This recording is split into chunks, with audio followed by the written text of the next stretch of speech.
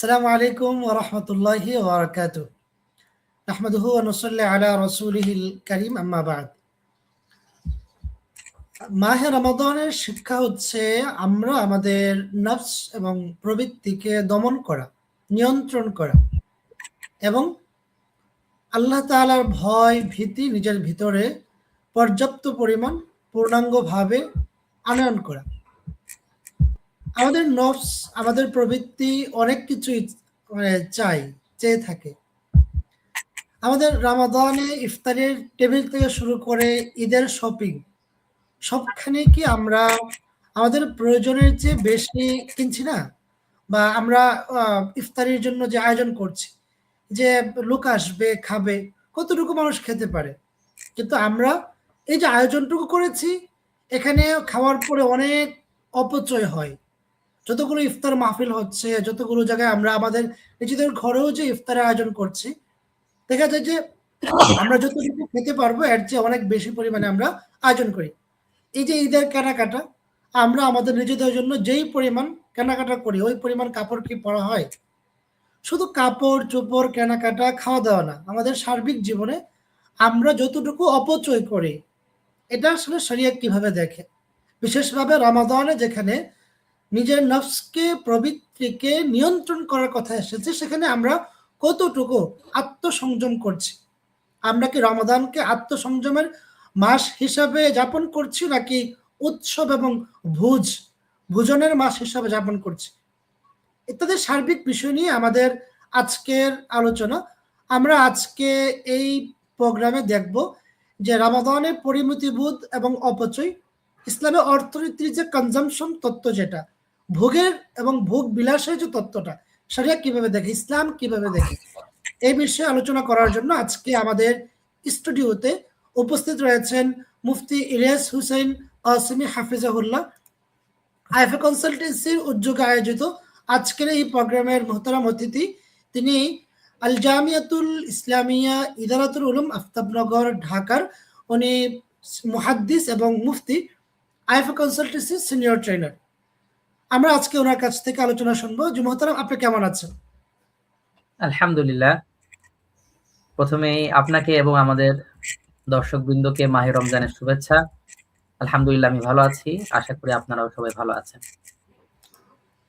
শুকরিয়া মোহতারাম।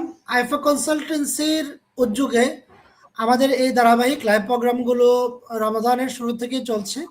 জাকাত বিষয়ক আমাদের সেমিনার হয়েছে, আরো বিভিন্ন বিষয় হয়েছে, এবং জাকাত বিষয়ে আমরা উন্মুক্ত প্রশ্নোত্তর সেশন করব, যেখানে উত্তর প্রদান করবেন আইফা কনসালটেন্সির ফাউন্ডিং ডিরেক্টর মুফতি আব্দুল্লাহ মাসুম হাফিজাহুল্লাহ। ইনশাল্লাহ অচিরেই এই প্রোগ্রামের ঘোষণা আসবে। আজকে আমরা আমাদের মোহতারামের কাছে আজকের টপিক রিলেটেড বেশ কিছু প্রশ্নের উত্তর জানতে চেষ্টা করব।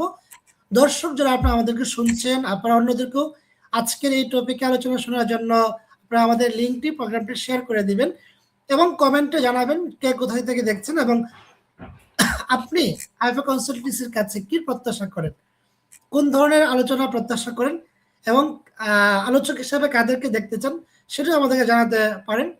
এবং রমাদানের বিষয় কেন্দ্রিক যদি কোনো প্রশ্ন থাকে, অথবা ইসলামী অর্থনীতি বিষয়ে যদি কোনো প্রশ্ন থাকে, আমাদের কমেন্ট বক্সে জানাবেন ইনশাআল্লাহ।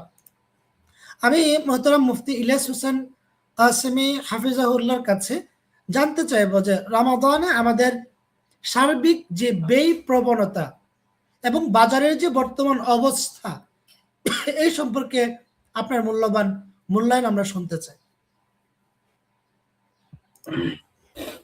নাহমাদুহু ওয়া নুসাল্লি আলা রাসূলিহিল কারীম, আম্মা বা'দ।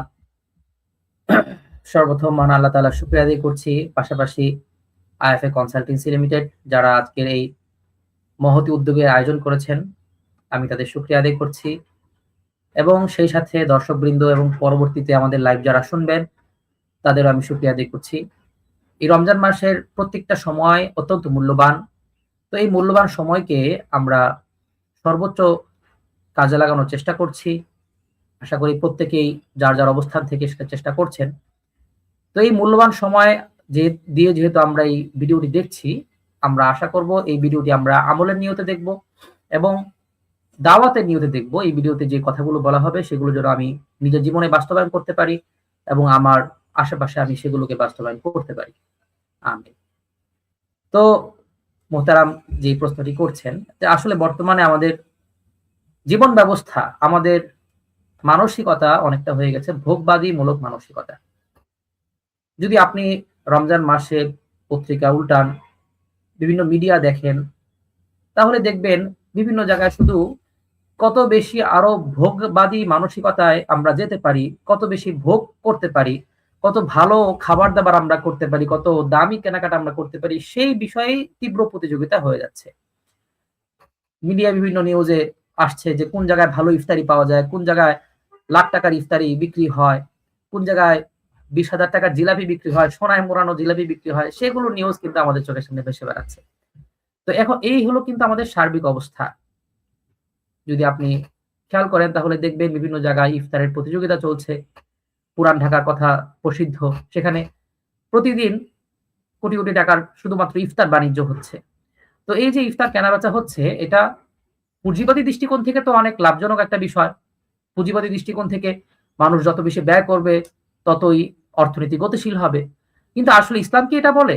ইসলাম কি মানুষকে এরকম অপরিমিত ব্যয় করার কে সমর্থন করে? এটা কিন্তু আমাদের একটু ভেবে দেখা দরকার। পাশাপাশি আমরা দেখি যে বর্তমান রমজানে আমাদের মধ্যে এক ধরনের লোক দেখানোর প্রবণতা কিন্তু দেখা যায়। অনেক সময় অহংকারের প্রবণতা দেখা যায়। যে অমুকে যেহেতু একটা ইফতার পার্টি আয়োজন করেছে, আমাকেও একটা ইফতার পার্টি আয়োজন করতে হবে। অমুকে যেহেতু ইফতার পার্টিতে এত কিছু আয়োজন করেছে, আমাকে আরো বেশি আয়োজন করতে হবে। বিভিন্ন সময় ইফতার পার্টির মধ্যে দেখা যায় যে প্রচুর আয়োজন করা হয় এবং সেগুলো যথারীতি নষ্ট হয়। যে পরিমাণ আ উপস্থিত ব্যক্তি থাকবে বা দাওয়াতি মেহমান এর চেয়ে অনেক বেশি পরিমাণে খাবার রান্না করা হচ্ছে এবং একজন মানুষ যতটুকু খেতে পারে এর চেয়ে অনেক বেশি তার সামনে উপস্থাপন করা হচ্ছে। এভাবে কিন্তু একেকটা ইফতার মাহফিল অপচয়ের একটা বড় কেন্দ্র হয়ে দাঁড়িয়েছে। তো এটা কিন্তু অত্যন্ত ক্ষতিকর একটা দিক আমরা দেখতে পাচ্ছি। পাশাপাশি আমরা দেখছি রমজান মাসে বিভিন্ন ব্যবসায়িক শ্রেণী যারা তারা খাদ্যপণ্য মজুত করে রাখছে, খাবারের দাম বাড়িয়ে দিচ্ছে। যে সকল পণ্য সারা বছর অনেক কম দামে পাওয়ার কথা, সেই পণ্যগুলো কিন্তু রমজানে আমাদেরকে বেশি দামে কিনতে আমরা বাধ্য হচ্ছি। এমনিভাবে পোশাকের দাম বেড়ে যাচ্ছে। ঈদ কেন্দ্রিক, রমজান কেন্দ্রিক ব্যবসায়ীরাও এক ধরনের অসুস্থ প্রতিযোগিতায় নেমে যাচ্ছে। তো এই যে সমাজের সামগ্রিক অবস্থা, সবাই বেশি, বেশি ভোগের জন্য চেষ্টা করে যাচ্ছে। জীবনকে আরো বেশি পরিমাণে ব্যয়বহুল করে তুলছে এবং আ যারা ব্যবসায়ী তারা কিভাবে আ সাধারণ মানুষকে শোষণ করে তাদের ব্যবসার মুনাফা বৃদ্ধি করবে সে চেষ্টা চালিয়ে যাচ্ছে। কিন্তু রমজান কি আসলে এই উদ্দেশ্যে আল্লাহ তাআলা আমাদেরকে দিয়েছেন? এই যে সামাজিক অবক্ষয়ের চিত্র আমরা দেখতে পাচ্ছি, এটা কি আমাদের রমজানের আসল চিত্র হওয়া উচিত ছিল? এটা কিন্তু কখনোই ইসলামী মানসিকতা না। তো ইসলাম আমাদেরকে কখনো এই শিক্ষা দেয় না যে আমরা এভাবে অপরিমিতভাবে ব্যয় করব। হ্যাঁ, হতে পারে সেটা ইফতারি, হতে পারে ইফতারি তো সওয়াবের কাজ। মানুষকে ইফতারি করানো সওয়াবের কাজ। কিন্তু সেখানেও পরিমিতিবোধ, সেখানেও আ অপচয় প্রতিরোধ করা এই বিষয়গুলো কিন্তু ইসলাম আমাদেরকে শিক্ষা দেয়। সুতরাং এক কথায় বলতে পারি বর্তমান সমাজে রমজান কর্তৃক যে অবস্থা এটা মোটেও ইসলাম সমর্থন করে না।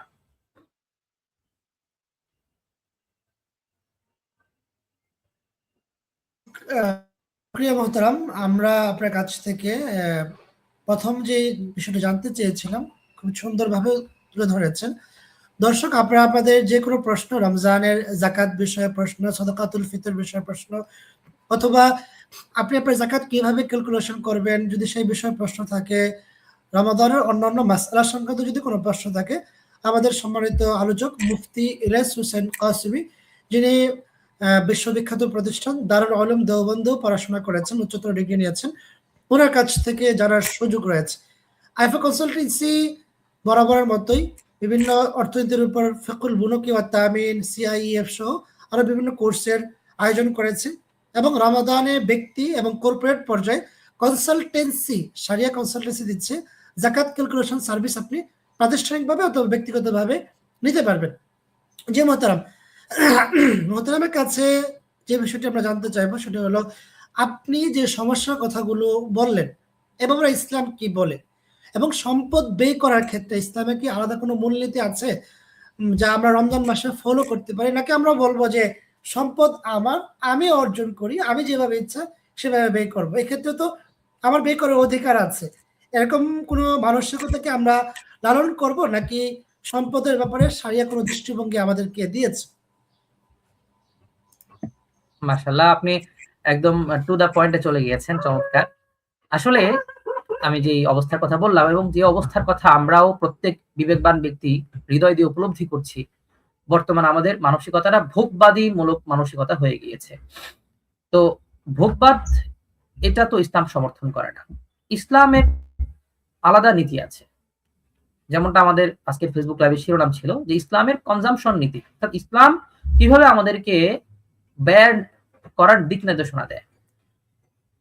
এক্ষেত্রে প্রথমেই মনে রাখতে হবে যে ইসলামে সর্বপ্রথম আমাদেরকে যে বিষয়টা শিখায় সেটা হলো দায়িত্বশীলতা বা জবাবদিহিমূলক মানসিকতা।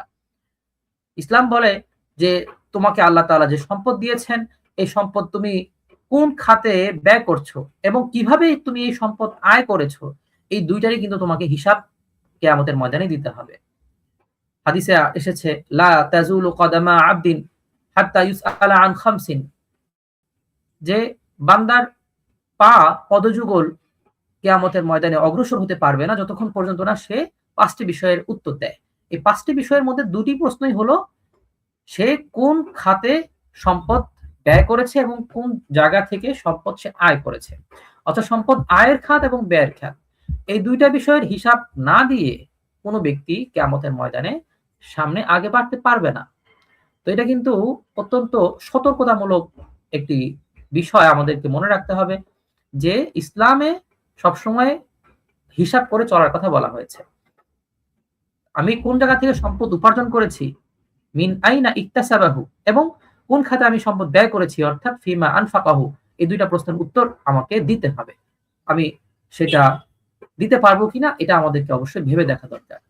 দ্বিতীয়ত, ইসলাম বলে যে তোমাদেরকে আল্লাহ তাআলা যে রিজিক দিয়েছেন সেখান থেকে তোমরা হালাল যেটা সেটা তয়্যিব সেটা খাও। অর্থাৎ ভোগের ক্ষেত্রে হালাল হওয়া এবং সেটা উত্তম হওয়া, পবিত্র হওয়া, এটা ইসলামের গুরুত্বপূর্ণ একটা নীতি। পবিত্র কোরআনে কারিমের সূরা বাকারার ১৬৮ নম্বর আয়াতে এসেছে, আউযু বিল্লাহি মিনাশ শাইতানির রাজীম, রহমানির রহিম, ইয়া আইয়ুহান নাস কুলু মিম্মা ফিল আরদি হালালান তাইয়্যিবা, যে তোমরা তোমাদের আহার গ্রহণ করো যেটা হালাল এবং তাইয়্যিব, অর্থাৎ হারামের ধারে কাছে যাওয়ার সুযোগ ইসলামে নেই। সুতরাং ২টা বিষয় আমরা বুঝলাম। একটা হলো ইসলামে যে কোনো খাবার, যে কোনো কিছু ভোগ করার ক্ষেত্রে আমাদেরকে প্রথমে এটা মনে রাখতে হবে যে এটার হিসাব আমাকে দিতে হবে। দ্বিতীয়ত মনে রাখতে হবে যে এটা যেন হালাল হয় এবং তৃতীয়ত ইসলাম সবসময় বলে মধ্যপন্থার কথা। একদম কৃপণতা, এটাও ইসলাম সমর্থন করে না। যে কোনো ব্যক্তির অনেক সামর্থ্য আছে কিন্তু সে পরিবারকে একদম শুধুমাত্র ভাত আর ডাল খাওয়াচ্ছে, এটা ইসলাম বলে না। বরং পরিবারে যতটুকু পুষ্টিগত প্রয়োজন এটা পূরণ করতে হবে। যদি মাছ মাংসের প্রয়োজন হয় মাছ মাংস খাওয়াতে হবে। তো কৃপণতা ইসলাম সমর্থন করে না। আবার পাশাপাশি অপচয়, এটাও ইসলাম সমর্থন করে না। সূরা ফুরকানের ৬৭ নম্বর আয়াতে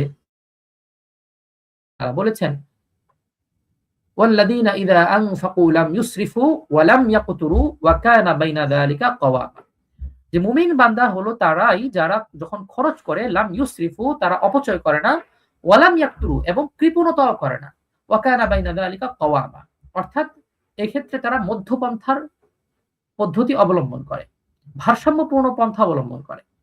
তো এটাও কিন্তু অত্যন্ত গুরুত্বপূর্ণ একটা বিষয়। চতুর্থত আমাদেরকে মনে রাখতে হবে যে ইসলাম আমাদেরকে জুহুদ শিক্ষা দেয়, দুনিয়া বিমুখতা শিক্ষা দেয়। রাসূল করিম সাল্লাল্লাহু আলাইহি ওয়াসাল্লাম এর জুহুদ কেমন ছিল এটা হাদিসের পাতায় আমরা প্রত্যেক পৃষ্ঠায় খুঁজে পাবো। রাসূল সাল্লাল্লাহু আলাইহি ওয়াসাল্লাম মাসের পর মাস শুধুমাত্র খেজুর এবং পানি দিয়ে জীবন অতিবাহিত করেছে। তাদের চুলা জ্বলতো না, রান্না করার মতো কোনো ভাত থাকতো না। এরকম মাসের পর মাস অতিবাহিত হয়ে যেত। রাসূল সাল্লাল্লাহু আলাইহি সাল্লাম ২ দিন একাধারে পেট ভরে খাবার খান নাই। এটা এই কারণে নয় যে রাসূল সাল্লাল্লাহু আলাইহি সাল্লাম দারিদ্রতায় আক্রান্ত ছিলেন। না, তিনি তো মদিনার শাসক ছিলেন। তার সামনে সম্পদের পাহাড় ছিল। আল্লাহ তাআলা তাকে অফার দিয়েছিলেন যে তিনি যদি চান তাহলে উহুদ পাহাড়কে স্বর্ণে রূপান্তরিত করে দেওয়া হবে। কিন্তু রাসূল সাল্লাল্লাহু আলাইহি সাল্লাম ইচ্ছাকৃতভাবে দুনিয়া বৈরাগ্যতাকে বেছে নিয়েছিলেন। তো আমাদেরকে ওই বিষয়টা খেয়াল রাখতে হবে যে ইসলাম ভোগবাদের কথা বলে না, বরং ইসলাম বলে হালাল খাও, তুমি হিসাব করে খাও, মধ্যপন্থার সাথে খাও এবং দুনিয়া বিমুখতার সাথে তুমি জীবন যাপন করো। অতিরিক্ত বিলাসিতা এটা ইসলাম চায় না।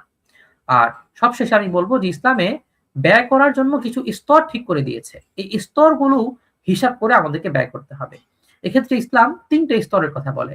১ নম্বর হলো জরুরিয়াত, অর্থাৎ মানুষের অত্যাবশ্যকীয় যে প্রয়োজনগুলো আছে, যেগুলোকে আমরা বলতে পারি মানুষের মৌলিক প্রয়োজন। খাদ্য, অন্ন, বস্ত্র, বাসস্থান, চিকিৎসা, এই যে ৪টা মৌলিক প্রয়োজন, এগুলোকে আমরা বলতে পারি জরুরিয়াতের মধ্যে পড়ে। এগুলো পূরণ করতেই হবে।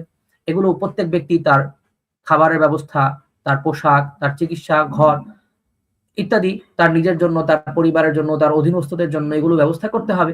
যদি এগুলো ব্যবস্থা না করে বা যথাযথভাবে না করে, তাহলে এক্ষেত্রেও তাকে জবাবদিহি করতে হবে। তার কোনো পরিবারে কেউ যদি চিকিৎসার প্রয়োজন হয় এবং সে কৃপণতাবশত সেটা করলো না, তাহলে কিন্তু সেটা জবাবদিহি তাকে করতে হবে। এমনিভাবে তার খাবারের ক্ষেত্রে যতটুকু হওয়া দরকার ছিল অতটুকু সে খাবারের ব্যবস্থা করলো না, তাহলেও কিন্তু তাকে জবাবদিহি করতে হবে। তো এটা হলো মৌলিক প্রয়োজন। তো এই ক্ষেত্রে একজন ব্যক্তি পরিমাণ মতো খরচ করবে, এটা ইসলাম শুধু উদ্বুদ্ধ করে না, বরং এটা আবশ্যকীয় করে দেয়। অর্থাৎ এখানে খরচ করাটা আবশ্যক, প্রয়োজন, জরুরি। এবং এই হিসাবেই কিন্তু হাদিসের মধ্যে এসেছে যে তলাবু কাসবিল হালালি ফারিদাতুন বাদাল ফারিদা, যে ইসলামে হালাল উপার্জন করা এটা অন্যান্য ফরজগুলোর মতোই একটি ফরজ। দ্বিতীয়ত ইসলামে আরেকটি বিষয় হলো হাজিয়াত, অর্থাৎ স্বাভাবিক প্রয়োজন, যেগুলো একদম অত্যাবশ্যকীয় প্রয়োজন না কিন্তু স্বাভাবিক প্রয়োজন। যেমন শিক্ষা দীক্ষার প্রয়োজন, সন্তানকে মাদ্রাসায় পড়াতে হবে, সন্তানকে স্কুলে পড়াতে হবে, সন্তানকে বাংলা, অঙ্ক, ইংরেজি, ইসলাম এগুলো শিখাতে হবে, কোরআন শিখাতে হবে। তো এই যে প্রয়োজনগুলো, এই প্রয়োজনগুলো পূরণের ক্ষেত্রেও ইসলাম বেশি থেকে বেশি উদ্বুদ্ধ করে এবং সওয়াবের কথা বলে। এবং এই কথা বলে ইসলাম যে একজন মানুষ তার নিজের জন্য যা সেক্ষেত্রে তার সমতুল্য সওয়াব হয়। এমনকি হাদিসে এটাও বলা আছে যে একজন ব্যক্তি তার স্ত্রীর মুখে যে খাবার তুলে দেয়, এই খাবারের বিনিময়ে তার সদকার সওয়াব হয়। তো এটা হলো ইসলামের দৃষ্টিভঙ্গি। ইসলাম একদম বাড়াবাড়িও পছন্দ করে না, ছাড়াছাড়িও পছন্দ করে না। আর তৃতীয়ত আরেকটা স্তর হলো বিলাসিতার স্তর। তো বিলাসিতার স্তরের ক্ষেত্রে ইসলাম পরিমিত বোধের কথা বলে এবং সেগুলোকে পরিহার করার কথা বলে। আর চতুর্থ আরেকটা স্তর আছে, সেটা হলো অপচয়ের স্তর। এটা একদম ইসলাম হারাম ঘোষণা করে, নিষিদ্ধ ঘোষণা করে। তো এই যে ৪টা স্তর আমরা দেখলাম, ১ নম্বর হলো অত্যাবশ্যকীয় যে প্রয়োজনগুলো, এগুলো ইসলাম ফরজ করে দিয়েছে, এগুলো প্রয়োজন পূরণ করতেই হবে, এক্ষেত্রে ব্যয় করতেই হবে। দ্বিতীয়ত স্বাভাবিক প্রয়োজন, এগুলো ইসলাম ব্যয় করার কথা বলে এবং এগুলোতে ব্যয় করলে সৎকার সওয়াবের কথা উদ্বুদ্ধ করে। আর তৃতীয়ত বিলাসিতামূলক প্রয়োজন, এগুলো ইসলাম অনুৎসাহিত করে, আপনার একদম হারাম করে না, কিন্তু ইসলাম সেগুলোকে অনুৎসাহিত করে। আর চতুর্থত যে অপচয়মূলক যে ব্যয়, সেটাকে ইসলাম একদম হারাম ঘোষণা করে। তো সেই হিসাবে আমাদেরকে ৪টা স্তর মনে রাখতে হবে। এই ৪ স্তরের মধ্যে আমার অবশ্যই খেয়াল করতে হবে যে আমার এই যে ব্যয়টা আমি যে খরচ করছি এটা কোন স্তরের মধ্যে পড়ছে। উদাহরণস্বরূপ আমি ইফতার ব্যবস্থা করলাম, যে অনেক দামি ইফতারের ব্যবস্থা করলাম। তো এটা ইসলাম আমাকে একদম হারাম বলছে না। হ্যাঁ, তুমি দামি ইফতার ব্যবস্থা করতে পারো। প্রতিদিন আমি দামি ইফতার করলাম, ঠিক আছে, সমস্যা নেই, এটাও বৈধতার মধ্যে পড়ে। কিন্তু আমি যদি খাবার অপচয় করি, তাহলে সেটা কিন্তু হারামের স্তরে চলে যাবে। আমি দামি খাবার অপচয় করলে সেটাও যেমন হারাম, আমি সস্তা খাবার মুড়ি, বুট মিশালাম, এরপর সেটাকে আমি নষ্ট করে ফেলে দিলাম, এটাও কিন্তু অপচয়ের মধ্যে পড়ে। তো চতুর্থ স্তরে যাওয়া যাবে না। এই ৩টা স্তর, প্রথমত অন্ন, বস্ত্র, বাসস্থান, চিকিৎসা, মৌলিক প্রয়োজনগুলো পূরণ করতে হবে। দ্বিতীয়ত অন্যান্য স্বাভাবিক প্রয়োজনগুলো পূরণ করতে হবে। তৃতীয়ত বিলাসিতামূলক প্রয়োজনগুলো, এগুলোকে পরিহার করার চেষ্টা করতে হবে। আর চতুর্থত অপচয় থেকে সম্পূর্ণরূপে দূরে থাকতে হবে। তো এই ছিল ইসলামের ব্যয়ের নীতিমালা এবং কনজাম্পশন নীতিমালা। এই নীতিমালাগুলো অনুযায়ী যদি আমরা আমাদের জীবনকে সাজাই, তাহলে দেখব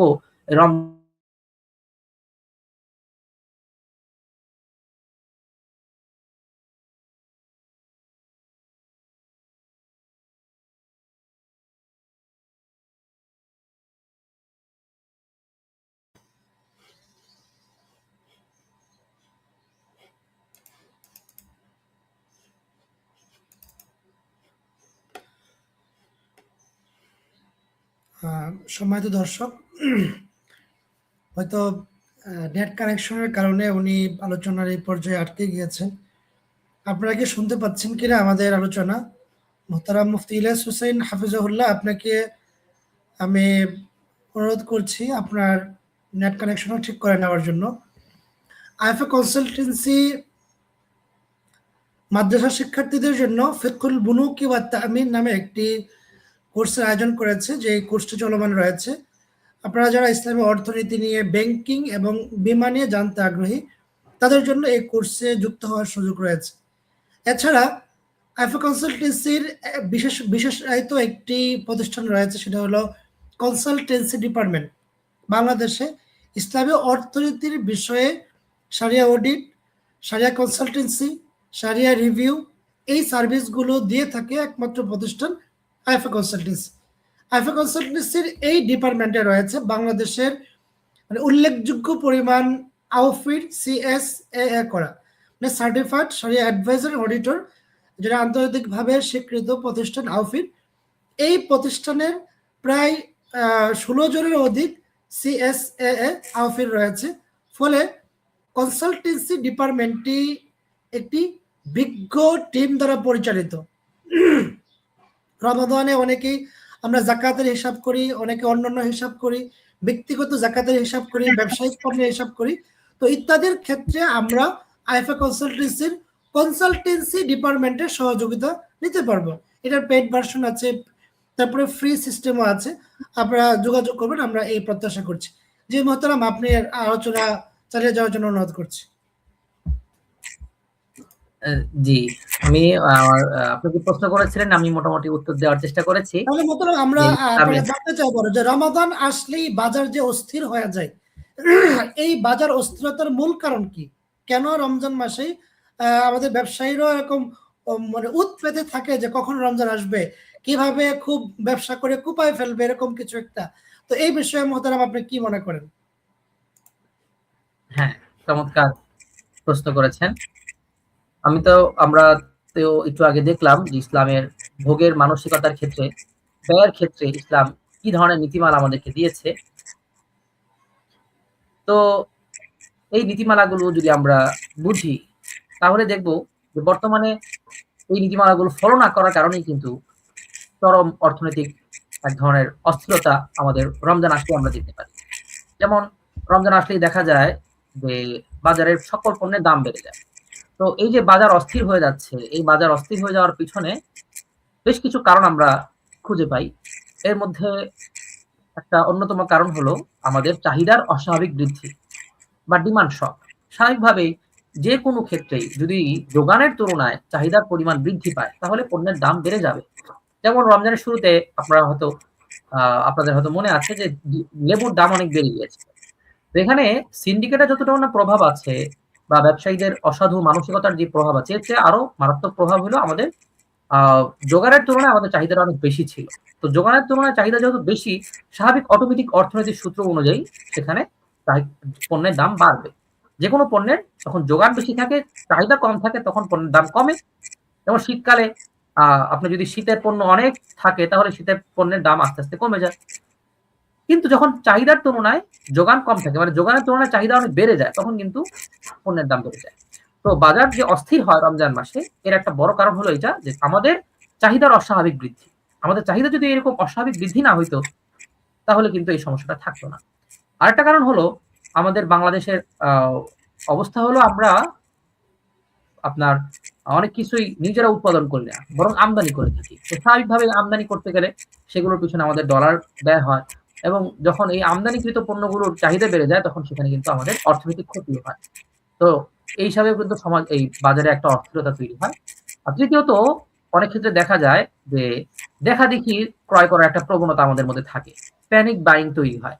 যে অমুকে যেহেতু ওই চক বাজারের ওই বড় বাপের পোলায় খায়, এটা কিনতেছে, তা আমাকে ওইটা কিনতে হবে। অমুকে যেহেতু অমুক হোটেল থেকে ইফতারি কিনতেছে, স্বর্ণে মোড়ানো জিলাপি কিনতেছে, তা আমাকেও কিনতে হবে। এইভাবে কিন্তু একটা প্যানিক বাইং তৈরি হয়। এই কারণে কিন্তু রমজান মাসের বাজারে অস্থিরতা তৈরি হয়। আর সবশেষে যে কারণটা একদম উল্লেখ না করলেই নয়, যেটা আমরা সবাই বুঝতেছি, সেটা হলো ব্যবসায়ীদের মজুতদারির সমস্যা, সিন্ডিকেটের সমস্যা। এই যে সিন্ডিকেটের সমস্যা, এটা কিন্তু আমাদের সমাজে প্রবলভাবে বিদ্যমান, এবং এটা বর্তমান সরকারও সহ আগের বিভিন্ন সরকারও এই কথা বারবার বলেছে যে সমাজে সিন্ডিকেটের কারণে পণ্যের দাম বেড়ে যাচ্ছে। এবং বিভিন্ন পত্রপত্রিকাতেও কিন্তু আমরা নিউজ দেখি, পরিসংখ্যান দেখি যে বাজারের বহু পণ্য এমন আছে যেগুলোকে শুধুমাত্র গুটি কয়েক কোম্পানি নিয়ন্ত্রণ করছে। তো এই যে গুটি কয়েক কোম্পানির হাতে পুরা বাজার জিম্মি হয়ে আছে, এই কারণেও কিন্তু রমজান মাসের বাজারে আমরা অস্থিরতা দেখতে পাচ্ছি।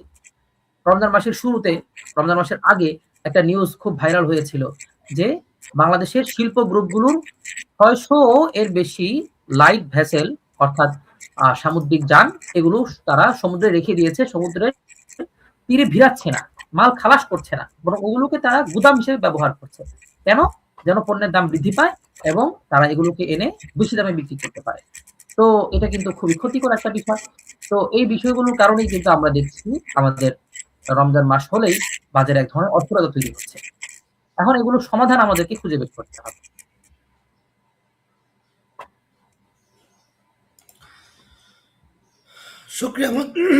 শুক্রিয়া মোহতারাম। আমরা আপনার কাছ থেকে বাজার অস্থিরতার যে মূল কারণগুলো চিহ্নিত করার একটা আলোচনা শুনতে পেয়েছি। তাহলে মোহতারামের কাছে জানতে চাইবো যে ইসলামী দৃষ্টিকোণ থেকে এই অবস্থার সমাধান কি আছে বলে মনে করেন? হ্যাঁ, মাশাআল্লাহ, চমৎকার প্রশ্ন। শুধু সমস্যা সামনে আসলেই তো হবে না, আমাদেরকে সমাধানও বের করতে হবে। তো যেহেতু প্রশ্ন করেছেন তাই বলা, এখানে আসলে ২ রকম সমাধান হইতে পারে। একটা হলো সামষ্টিক সমাধান, আরেকটা হলো ব্যক্তিগতভাবে এটার জন্য পদক্ষেপ গ্রহণ। তো সামষ্টিক উদ্যোগ, এক্ষেত্রে বেশ কিছু সমাধান আমরা প্রস্তাব দিতে পারি। ১ নাম্বার হলো, যেহেতু আমাদের দেশ আমদানি নির্ভর, তো যে সকল পণ্য আমদানি হওয়ার কারণে দাম বেড়ে যাচ্ছে, তো সেখানে আমদানি শুল্ক কমানো যেতে পারে। উদাহরণস্বরূপ খেজুরের দাম অনেক বেশি। তো খেজুরের দাম কেন বেশি? খোঁজ নিলে দেখা যাবে যে সরকার আমাদের যে খেজুর, এই খেজুরকে বিলাসী পণ্য হিসেবে গণ্য করে এর উপর ১০০%, ২০০% ট্যাক্স কিন্তু সরকার আরোপ করে রাখছে। অর্থাৎ ১০০ টাকার খেজুর ট্যাক্স দিতে হচ্ছে ২০০ টাকা। তো ১০০ টাকার খেজুর আমাদের লাভ সহ কিনতে হচ্ছে ৪০০ টাকায়, ৫০০ টাকায়। অথচ এটার মূল দাম ছিল ১০০ টাকা। যদি এরকম এত বিপুল পরিমাণ, হিউজ পরিমাণ ট্যাক্স না থাকতো, তাহলে হয়তো সেটা আমরা ব্যবসার লাভ সহই ১৫০ টাকায় বা ২০০ টাকায় কিনতে পারতাম। তো এটা কিন্তু সরকারের পক্ষ থেকে এটা হতে পারে। পাশাপাশি সরকারের পক্ষ থেকে আরো যেটা আমাদের কাম্য, সেটা হলো বাজার তদারকি করা এবং মনিটরিং সেল গঠন করা এবং কঠোর আইন প্রয়োগ করা, জরিমানা আরোপ করা। এবং বাস্তবে এটা হয়, কিন্তু দেখা যায় এটা পর্যাপ্ত না। ইসলামী ইতিহাসের দিকে যদি আমরা তাকাই, তাহলে দেখব খলিফারা নিজে গিয়ে বাজার তদারকি করতেন। রাসূল কারীম সাল্লাল্লাহু আলাইহি ওয়াসাল্লাম নিজে গিয়ে বাজার তদারকি করতেন। তো আমাদের সময়েও যদি ম্যাজিস্ট্রেটদের মাধ্যমে বাজার তদারকিটা আরো বেশি বাড়ানো যায় এবং আরো বেশি সিন্ডিকেটের বিরুদ্ধে সরকার পদক্ষেপ নেয়, তাহলে আশা করি এটা একটা বড় সমাধান হতে পারে। সরকারিভাবে এই উদ্যোগটা গ্রহণ করা উচিত। আর পাশাপাশি সামষ্টিক আরেকটা উদ্যোগ হলো, আমরা যারা ইমাম আছি, খতিব আছি এবং ওয়াইজ আছি, তাদেরও একটা বড় করণীয় হলো মানুষকে এই অপচয়ের ব্যাপারে সতর্ক করা এবং বেশি বেশি ভোগবাদীমূলক মানসিকতা পরিত্যাগ করার ব্যাপারে উদ্বুদ্ধ করা। এই বিষয়গুলো কিন্তু আমরা জুমায় এবং বিভিন্ন ওয়াজের মধ্যে আলোচনা করতে পারি। তো যদি এটা আমরা করি, তাহলেও দেখা যাবে এই প্যানিক বাইং এটা বন্ধ হবে, অতিরিক্ত কনজাম্পশন এটা বন্ধ হবে এবং সমাজের বাজারের যে অস্থিরতা, সেটাও কিন্তু আস্তে আস্তে কমে যাবে। তো এটা ছিল সামষ্টিক কিছু উদ্যোগের কথা। আর ব্যক্তিগত যদি কিছু পদক্ষেপের কথা বলতে হয়, তাহলে এই বিষয়গুলো তো প্রথমেই চলে আসবে যে আমাদেরকে মিতব্যয়ী জীবন যাপন করতে হবে। আমাদের ভোগবাদীমূলক মানসিকতা পরিত্যাগ করতে হবে। আমাদের খাবারের পর যেই অতিরিক্ত থেকে যায়, সেটা কখনোই নষ্ট করা যাবে না। সেগুলোকে কিভাবে ব্যয় করা যায়, সেগুলোকে কিভাবে কাজে লাগানো যায় এবং যারা অভাবী তাদের কাছে কিভাবে এই খাবারটা পৌঁছে দেওয়া যায়, সেই চেষ্টা আমাদের করতে হবে। এমনিভাবে ব্যক্তিগতভাবে ঋণ পরিহার করতে হবে। বিলাসীমূলক কাজের জন্য ঋণ করা, এটা ইসলাম কখনোই সমর্থন করে না। বর্তমানে যেমন দেখা যায় যে ক্রেডিট কার্ড নিতে মানুষকে উদ্বুদ্ধ করা হয়। এমনকি প্রত্যেকের প্রয়োজনীয় যে বিকাশ, সেখানেও বারবার এই মেসেজ আসতে থাকে যে আপনি ঋণ করেন, আপনি লোন নেন আমাদের কাছ থেকে। তো এই সমস্ত সুদি লোন, এগুলো নিয়ে যদি আমাদের প্রয়োজনগুলো আমরা পূরণ করি, তাহলে সেটা কিন্তু ইসলাম কখনোই সমর্থন করে না। তো এইজন্য আমাদেরকে অবশ্যই সব ধরনের ঋণ পরিহার করতে হবে। এবং আরেকটা বিষয় হলো, অন্যকে দেখে ক্রয়মূলক মানসিকতা। যে অমুকে যেহেতু ৳১০,০০০ ড্রেস কিনেছে, আমাকেও ৳১০,০০০ ড্রেস কিনতে হবে। তো এইজন্য এই রমজান মাসে আমরা এই মানসিকতাটা পরিহার করতে হবে এবং এর জন্য সহজ একটা উপায় হলো সামাজিক যোগাযোগ মাধ্যমকে ব্যবহার করা কমিয়ে দেওয়া। কারণ সামাজিক যোগাযোগ মাধ্যমে দেখা যায় এই সমস্ত বিষয় আমরা দেখি এবং আরো বেশি কেনার প্রতি, আরো বেশি ক্রয়ের প্রতি আরো বেশি ভোগের প্রতি আমরা উদ্বুদ্ধ হই। তো এগুলো আমরা যদি পরিহার করতে পারি, ডিজিটাল ডিটক্স যেটাকে বলে, যে ডিজিটাল জীবন থেকে নিজেকে দূরে রাখা, তাহলেও ইনশাল্লাহ আশা করা যায় আমাদের মধ্যে মিতব্যয়িতার অভ্যাস তৈরি হবে এবং অপচয়ের যেই সমস্যা আমাদের সমাজের একদম এই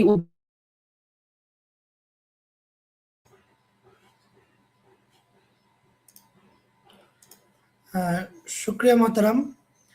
আমরা আমাদের আলোচনার একদম শেষ পর্যায়ে চলে এসেছি। আজকে আমরা রামাদানে পরিমিতিবোধ বনাম অপচয়, ইসলামী অর্থনীতির কনজাম্পশন তত্ত্ব সম্পর্কে যেই টপিকগুলোতে, যেই পয়েন্টগুলোতে আমরা আলোচনা শুনেছি, আমাদের আলোচনা ছিল রামাদানে আমাদের সার্বিক ব্যয় প্রবণতা, বাজার অবস্থা সম্পর্কে আমাদের মূল্যায়ন, এবং রামাদানে সম্পদ ব্যয় করার ক্ষেত্রে আমাদের বা সম্পদের ব্যাপারে আমাদের যে সারিয়া দৃষ্টিভঙ্গি। আমরা শুনেছি যে রমজানে বাজার অস্থিরতার মূল কারণগুলো কি কি। সর্বশেষ আমরা জেনেছি ইসলামী দৃষ্টিকোণ থেকে সেগুলোর সমাধান কিভাবে সম্ভব, এবং এর জন্য যে আমাদের মানসিকতার প্রয়োজন, পরিবর্তন করা প্রয়োজন, এই বিষয়টা আলোচনায় উঠে এসেছে। তো আমি মোহতারামের কাছে আজকের আলোচনার সামারি তুলে ধরার জন্য অনুরোধ করব এবং আমরা আমাদের প্রোগ্রাম শেষ করবো ইনশাআল্লাহ।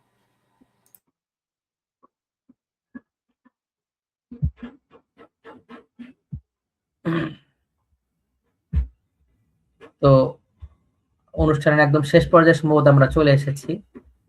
তো যে বিষয়গুলো আজকে সংক্ষেপে আলোচনা করার চেষ্টা করেছি, আমি যদি সেগুলোর আবার সামারি করি, তাহলে সংক্ষেপে এতটুকুই মূল আলোচনা, যে বর্তমানে আমরা যেই সমাজে বসবাস করছি, এই সমাজ ভোগবাদীমূলক সমাজ। এই সমাজ আমাদেরকে বেশি বেশি ভোগ করার প্রতি উদ্বুদ্ধ করে, কিন্তু ইসলাম আমাদেরকে উদ্বুদ্ধ করে কম ব্যয় করার প্রতি, অপচয় না করার প্রতি, সীমিত মধ্যপন্থার সাথে আমাদের জীবনকে পরিচালনা করার প্রতি।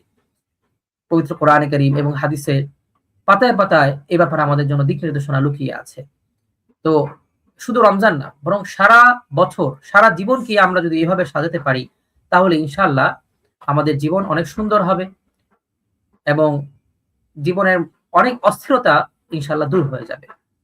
হাদিসের শিক্ষা হলো যে দুনিয়ার ক্ষেত্রে সবসময় নিজের চেয়ে নিজের মানুষের দিকে তাকানো, যে আমার চেয়ে আরো কষ্টে মানুষ আছে, আমার চেয়ে আরো অভাবে মানুষ আছে, এটা দেখা। তাহলে নিজের মধ্যে শুকরিয়া আসবে, নিজের মধ্যে কৃতজ্ঞতা তৈরি হবে, কৃতজ্ঞতা বোধ আসবে।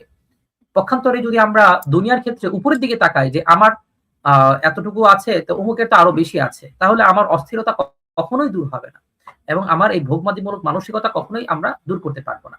আর স্বাভাবিকভাবেই আমি যদি বেশি বেশি ভোগ করতে চাই এবং অপচয়ের প্রবণতা থাকে, তাহলে একসময় এটা কিন্তু আমাকে হারাম উপার্জনের দিকেও নিয়ে যাবে। কারণ হালাল উপার্জন দিয়ে কোনো ব্যক্তি অতিরিক্ত ভোগ করতে পারে না। অতিরিক্ত ভোগ করতে চাইলে সেটা আস্তে আস্তে হারামের দিকে নিয়ে যায়। সুতরাং আর হারাম জাহান্নামের দিকে নিয়ে যায়। সুতরাং অবশ্যই আমাদেরকে এই ভোগবাদীমূলক মানসিকতা পরিত্যাগ করতে হবে। আমাদের পরিবারকে এভাবে গঠন করতে হবে, আমাদের সন্তানদেরকেও এভাবে আমাদেরকে উদ্বুদ্ধ করতে হবে যে তাদের প্রয়োজনকেও তারা যেন সীমিত করা শিখে।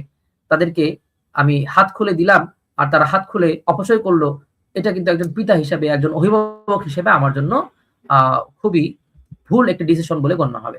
তো এই জন্য পরিবারের ক্ষেত্রে এই বিষয়গুলো খেয়াল রাখা। আর সামাজিক যে উদ্যোগগুলোর কথা বলা হলো, এগুলো আমি সরকারের প্রতি দৃষ্টি আকর্ষণ করব, এগুলো যেন সরকার করেন এবং যারা দায়িত্বশীল তারা যেন এই উদ্যোগগুলো গ্রহণ করেন, এবং বিশেষভাবে আমাদের ইমাম এবং আমাদের খতিব ওলামায়ে কেরাম, ওয়াইজিন ওলামায়ে কেরাম যারা আছেন, তারা যেন মানুষকে বেশি বেশি এই বিষয়গুলো আলোচনা করেন। এই বিষয়গুলোই আইএফএ কনসালটেন্সির পক্ষ থেকে আমার সবার প্রতি আহ্বান থাকলো। ওয়া তাওফীক ইল্লা বিল্লাহ ওয়া আখির দাওয়ানা আলহামদুলিল্লাহি রাব্বিল আলামিন। আসসালামু আলাইকুম ওয়া রাহমাতুল্লাহি ওয়া বারাকাতুহু।